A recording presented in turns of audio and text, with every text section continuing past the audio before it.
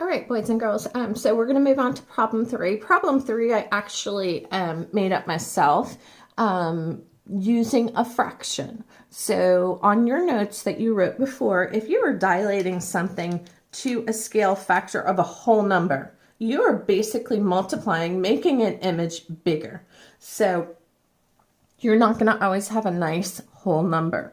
So in this problem, I wrote the same exact type of problem, except now it says under dilation of a scale factor of a half. Now this is the easiest fraction I've told you that we're going to deal with all year long when we were teaching physically in front of you. So we are looking at B is 10/20.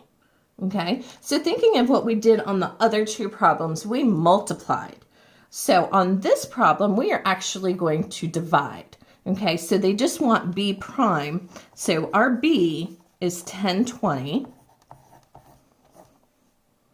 The scale factor is 1/2. Okay, and if you remember, every time I've taught you 1/2, I've always told you literally all you do is cut the number in half, but you're essentially dividing by 2.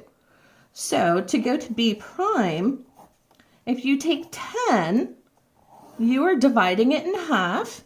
Think about it. I mean, you can even go back mathematically, with your little fingers. So you got 10 fingers, you're dividing them in half, you only have 5. Okay, so our first coordinate would be 5.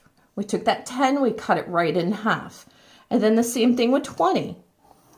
So you're doing the scale factor of 1/2 also. So if you have 20, half of 20 then would be 10. So going from B to B prime, since it is a scale factor of a half, it's literally going to go from something bigger to something smaller. You will see this down the road when we start looking at the actual image on a coordinate plane.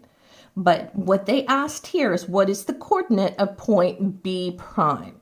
So it's exactly what we did on 1 and 2, except we divided by 2 because it's 1/2. Or you could divide by 0.5 if that makes you feel more comfortable if you have a calculator. So I got 5, 10 as my new B prime coordinate.